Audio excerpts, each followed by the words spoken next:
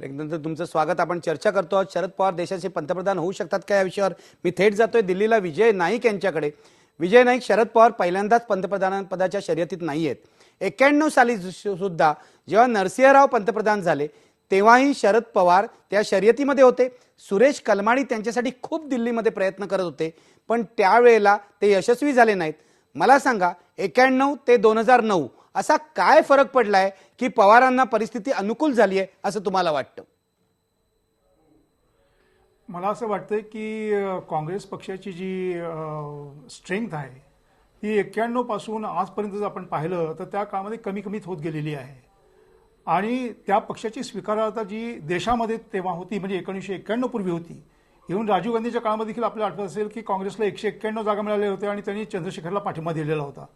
पण त्या काळामध्ये 1991 ते 2009 या सर्व काळाचा आपण जर समजा एक आढावा घेतला तर त्या आढाव्यामध्ये आपल्याला दिसून येतं की भाजपला एक सरकार तर या ठिकाणी मिळालं दिल्लीमध्ये, परंतु आधी जी सरकार होती ती काँग्रेसची सरकार नव्हती, ती काँग्रेसने पाठिंबा दिलेली सरकार होती। म्हणजे या ठिकाणी दिल्लीमध्ये भाजपही येऊ शकत नाही काही वेळेस आणि काँग्रेसही बाहेर येऊन पाठिंबा देऊ शकते। याचा अर्थ असा की अन्य पक्षांना दिल्लीच्या राजकारणामध्ये दिल्लीच्या सिंहासनावरती वाव निश्चितच आहे। त्यामुळे मला असं वाटतं की पुढे जर समजा इलेक्शन झाल्यानंतर जी परिस्थिती निर्माण होईल ती परिस्थिती जर अस्थिर असेल तर एक लक्षात ठेवा आपण त्याच्यामध्ये की डावे पक्ष जे आहेत त्यांचा जवळजवळ साधारणतः 50 ते 55 लोकांचा खासदारांचा गट असेल, 5 ते 62 आहेत, त्याचे ते कमी पण होऊ शकतात, परंतु मायावतींचा एक गट आहे आणि त्या व्यतिरिक्त काँग्रेसच्या बरोबर न जाणारे असे पक्ष आणि भाजपच्या बरोबर न जाणारे पक्ष, आज भाजपला आज फक्त अजित सिंग त्यांच्या बरोबर आज आलेले आहेत, परंतु भाजपला सर्व लोकांना बरोबर घेऊन जावं लागेल, ते अजून तरी काही शक्य दिसत नाही। तेव्हा असा एक गट निर्माण होईल की ज्यांच्याकडे किमान 90 ते 100 जागा असतील आणि तो जो गट आहे तो तिसरा गट असेल, तो सत्तेसाठी त्यावेळी नेहमीच आपला दावा करेल आणि तो जेव्हा दावा करेल त्यावेळी एक संधी उपलब्ध होऊ शकते राष्ट्रवादी पक्षाला, काँग्रेस पक्षाला, की स्वतःचं नेतृत्व त्यामध्ये त्या ठिकाणी पुढे करायचं आणि सर्वांची सहमती घेऊन एक प्रकारचं सहमतीचं सरकार बनवायचं, अशी देखील शक्यता अगदी। विजय नाईक, या तुमच्या गणिताबद्दल गडकरींचं काय म्हणणं आहे आपण पाहूया। नितीन गडकरी, मला सांगा की अशा प्रकारची जर परिस्थिती, अस्थिर परिस्थिती जर निर्माण झाली तर शरद पवारांचे मित्र सर्व पक्षामध्ये आहेत, त्यामुळे शरद पवार जास्त यशस्वी नाही का होऊ शकत? शरद पवारांचे मित्र सगळ्या पक्षामध्ये आहेत आणि त्यांचं ऑर्गनायझेशन नेटवर्क उत्तम आहे, पण शरद पवारांच्या भोवती नेहमी एक गोष्ट घुमत असते आणि ती म्हणजे क्रायसिस ऑफ क्रेडिबिलिटी। ते केव्हा काय बोलतील आणि काय करतील याबद्दल त्यांच्या पक्षातही त्यांच्यावर विश्वास नाही। ते कधी जे बोलतात त्याच्या विपरीत वागतात आणि त्यांचा हा जो क्रायसिस ऑफ क्रेडिबिलिटी आहे हाच त्यांना पुढे मोठा नेता बनण्याच्याकरता अडचणीचा मुद्दा आहे।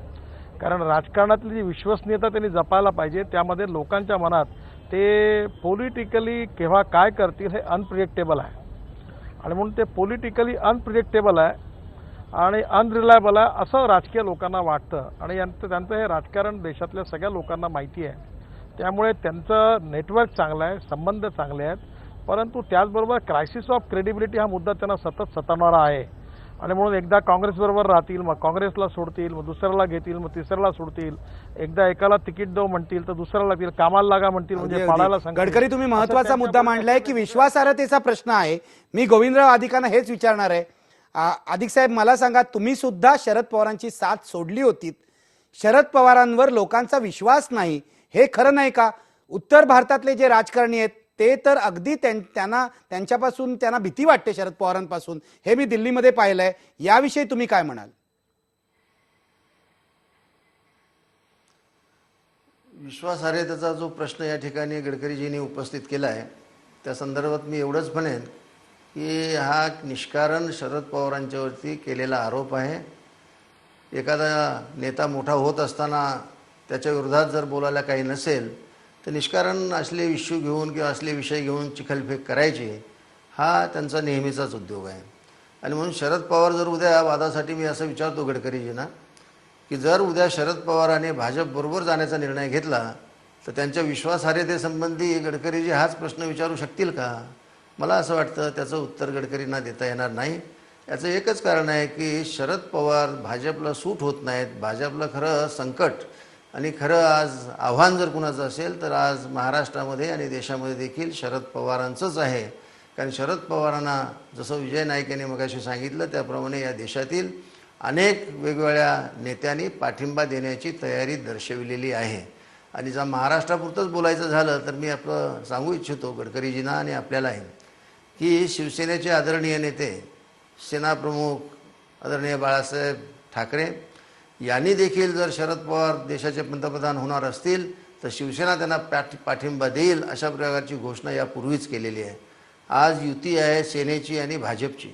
आता सेनेची आणि भाजपची युती असताना देखील जर बाळासाहेब ठाकरे असा दृष्टिकोन स्वीकारणार असतील की जो महाराष्ट्राच्या स्वाभिमानाचा आहे, जो महाराष्ट्राची अस्मिता टिकवणारा आहे, तर मला असं वाटतं भाजपनं देखील महाराष्ट्रातल्या भाजपने देखील हाच विचार बोलून दाखवणं आवश्यक आहे अशी आमची अपेक्षा होती. परंतु ते हा विचार बोलून दाखवायला तयार नाहीत. परंतु शरद पवारांच्या तोडीचा, शरद पवारांच्या तोलामोलाचा असा एकही नेता आज भाजपामध्ये नाही आणि काँग्रेसमध्ये देखील नाही असं आजचं चित्र आहे. आणि म्हणून या दोन्ही पक्षांच्या गोविंदरावजी मी येतो तुमच्याकडे, परत चर्चा चालू राहणार आहे. पण आता मला घ्यायचं आहे एक ब्रेक आणि ब्रेक नंतर थेट नितीन गडकरींकडे जाणार आहे आणि त्यांना विचारणार आहे आता गोविंदराव जे म्हणाले त्याच्याबद्दल त्यांचं म्हणणं काय आहे. पण घेऊया एक ब्रेक आणि ब्रेक पूर्वी आपला प्रश्न बघूया. शरद पवार देशाचे पंतप्रधान होऊ शकतात का? पडद्यावर बघा आता 82% लोक आपले प्रेक्षक म्हणतायत होय होऊ शकतात. शरद पवारांचं गुडविल केवढं जबरदस्त आहे महाराष्ट्रात ते यावरून दिसतं. घेऊया एक ब्रेक, पहा फक्त आहे बिन लोकमत.